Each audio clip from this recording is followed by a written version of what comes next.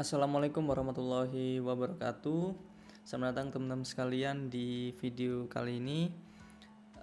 Bagi teman-teman yang baru ngelihat videoku ini, perkenalkan aku Sonana Roman, biasa dipanggil Sona. Pada video YouTube ini aku ngebahas tentang yang namanya pendidikan in terms of teaching and learning.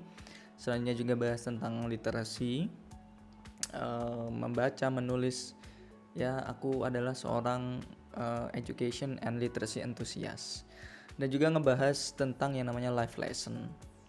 Pada video kali ini spesifiknya aku ngebahas tentang yang namanya pentingnya menulis untuk kesehatan mental. Seperti itu. Aku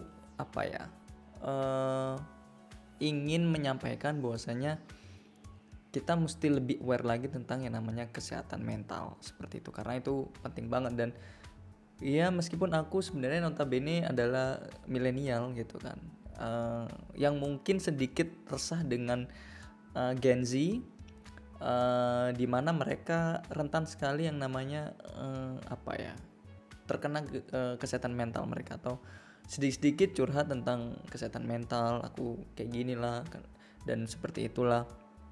Agak risih sebenarnya, tapi nggak bisa dipungkiri kesehatan mental itu harus menjadi salah satu top priority kita, sehingga kedepannya ya tidak ada masalah dalam berkehidupan gitu loh.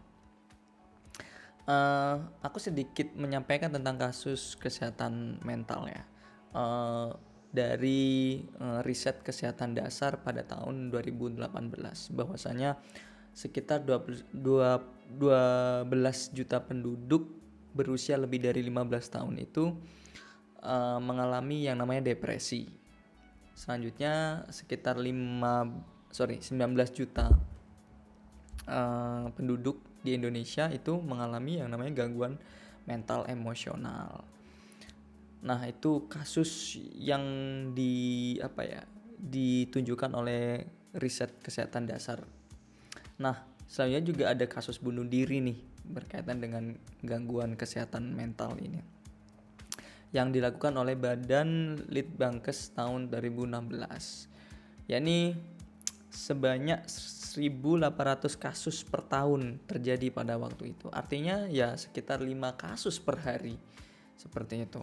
Dan yang mencengangkannya lagi adalah sekitar 47,7% yang mengalami gangguan gangguan kesehatan dan lantas bunuh diri itu berusia 39 tahun. Artinya itu adalah usia remaja dan usia produktif gitu loh. Nggak habis pikir di usia remaja dan usia produktif malah bunuh diri gitu loh, karena gangguan kesehatan jiwa maksudnya. Seperti itu ya, cukup ekstrim juga sampai melakukan yang namanya bunuh diri, tapi ya nggak bisa dipungkiri ini cukup penting. Selanjutnya juga apa yang diucapkan oleh Dr. Kalstinus ya, Direktur Pencegahan dan Pengendalian Masalah Kesehatan Jiwa dan Nafsa. Beliau mengatakan 20% dari total penduduk Indonesia, sekitar 250 juta penduduk ini ya, itu punya potensi mengalami gangguan kejiwaan seperti itu. Belum lagi kurangnya tenaga profesional gitu yang ada di Indonesia.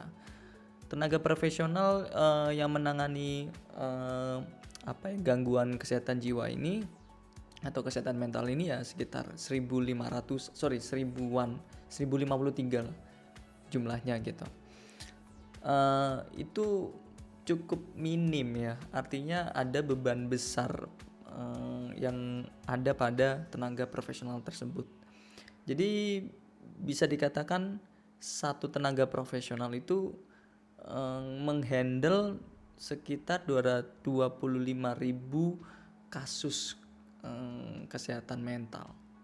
Ya nggak sebanding dong 1:25 tadi, artinya bebannya begitu besar gitu. Belum lagi adanya stigma dan juga diskriminasi kepada orang-orang yang mengalami gangguan kesehatan mental atau kesehatan jiwa gitu. Kebanyakan mereka ya malah dikucilkan gitu kan, atau bahkan ya diperparah dengan dibully dan seterusnya seperti itu. Jadi entah kenapa masyarakat yang aku rasa kurang terdidik itu memandang orang yang mengalami kesehatan jiwa atau punya potensi kesehatan jiwa itu malah dikucilkan atau malah diolok-olok gitu kan.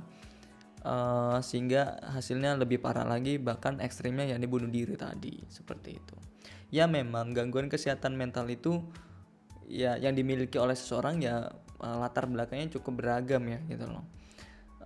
Ya bisa saja karena faktor ekonomi, selanjutnya mungkin pendidikan, ataupun masalah hubungan keluarga mungkin dan seterusnya. Ya mungkin itu subjektif ya, tapi yang bisa mungkin kita soroti adalah umumnya mereka nggak punya wadah untuk menyalurkan keresahan mereka ataupun unek-unek mereka ataupun masalah mereka tadi. Mereka lebih cenderung untuk memendamnya sendiri. Mereka nggak tahu bagaimana untuk menyelesaikan masalah tersebut, nggak tahu caranya untuk menyampaikan, nggak tahu caranya untuk berkonsultasi dan seterusnya. Nggak ada tempat atau platform tertentu yang nyaman bagi mereka sehingga mereka bisa secara leluasa untuk menyampaikan permasalahan mereka. Itu memang menjadi PR besar untuk semua kalangan ya masyarakat gitu. Nggak hanya tenaga medis, nggak hanya tenaga profesional, tapi juga kita sebagai masyarakat umum juga mesti menjadikan itu PR. Bagaimana ada orang-orang seperti itu memiliki gangguan, berpotensi mengalami gangguan itu, gangguan kesehatan jiwa ataupun mental, itu bisa nyaman bercerita ataupun menyampaikan keluh kesahnya dan seterusnya, sehingga bisa kita tolong gitu kan. Syukur-syukur bisa kita cari solusinya gitu loh. Nah, poin pentingnya di sini adalah aku mau menyampaikan terkait menulis. Nah, menulis itu bisa menjadi media dalam menyalurkan yang namanya masalah kita gitu loh, kejiwaan kita atau psikologi kita yang sedang terganggu seperti itu. Memang sih baiknya disampaikan ke ahlinya gitu loh, atau ke psikolog atau enggak ke psikiater gitu loh.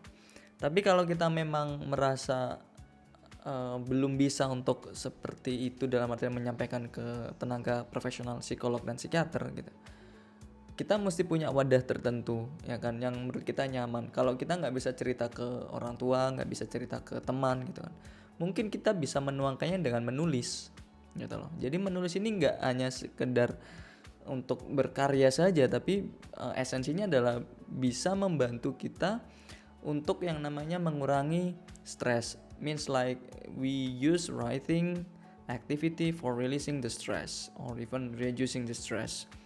Oke. Karena stres yang terus menerus dan menumpuk ya bisa jadi depresi gitu, anxiety gitu kan, overthinking dan seterusnya. Aku secara pribadi juga melakukan hal yang sama gitu. Aku menulis untuk berkarya memang gitu loh intinya. Tapi aku juga menulis untuk meluapkan keresahanku, kegelisahanku, ataupun yang sesuatu masalah yang nggak bisa aku ceritakan gitu. Aku tulis di laptop ya, di Microsoft Word atau enggak di sosial mediaku gitu. Tapi memang tidak secara langsung karena itu bukan menjadi ciri khasku. Artinya aku mungkin ya menggunakan analogi-analogi tertentu atau enggak aku menggunakan kata-kata yang sifatnya metafor seperti itu.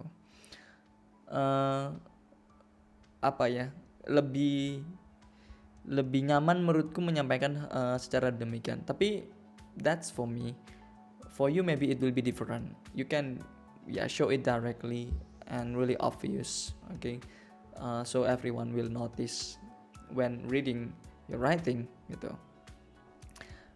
Terserah bagaimanapun cara menulisnya. Yang jelas sih intinya apa yang menjadi kegelisahan itu jangan sampai ditumpuk, tapi tuangkan saja secara langsung dalam bentuk tulisan. Kalau nggak bisa diceritakan ke teman gitu kan, ataupun ke siapapun, ya menulislah gitu loh. Semuanya harus dituangkan gitu kan, permasalahan segamblang mungkin kalau menurutku, biar semuanya keluar gitu, biar semuanya juga bisa berkurang. Intinya ya, menulis bisa sangat membantu kita untuk yang namanya mengurangi beban atau mengurangi stres. Bisa juga kita menggunakan media menulis ini untuk memperbaiki mood kita. Mungkin sifatnya bukan sesuatu yang sifatnya like depression gitu kan, desperate, frustration dan seterusnya. Tapi lebih ke arah emang lagi nggak mood aja gitu loh, atau emang karena ada permasalahan kecil. Nah itu tetap bisa dituangkan gitu loh, untuk memperbaiki mood. Barangkali ketika kita selesai menulis gitu kan, dan udah kita tuangkan semuanya, kita jauh lebih enteng kan. Dan alhasil ada vibes tertentu, mungkin kesenangan tertentu yang bisa kita dapatkan. Aku merasa ketika aku menulis pun ada hormon dopamin yang keluar gitu kan, sehingga timbul yang namanya kebahagiaan. Aku ngerasa seneng kalau aku bisa menulis gitu kan, dan bahkan menyelesaikan tulisanku. Artinya ya hormon kebahagiaan itu muncul dalam diriku gitu. Ketika kita merasa bahagia, ya itu bisa memperpanjang usia biologis kita gitu loh. Ya, aku rasa sih demikian.